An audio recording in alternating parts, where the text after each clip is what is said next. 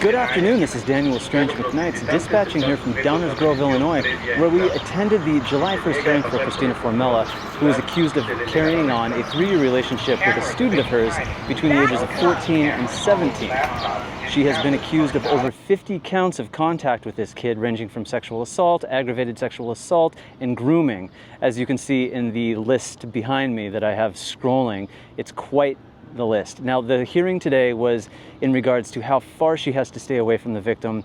Her marital home that she shares with Michael is effectively too close to the place of employment to her victim, so she is now required to stay 5,000 feet, and that requirement stands. She wanted to reduce it to 2,500 feet in order to go home. She is staying at an undisclosed location in the area, we presume with some member of her family or his family, we're not quite certain.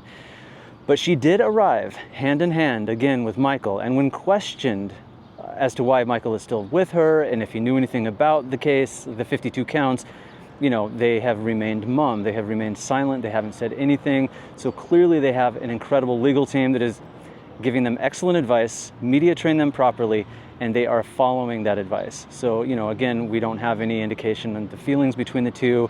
They are showing a united front. It is a relatively big case. It's a perfect example of double standards in this sort of thing, as you'll see in a lot of the comments that associate with these videos.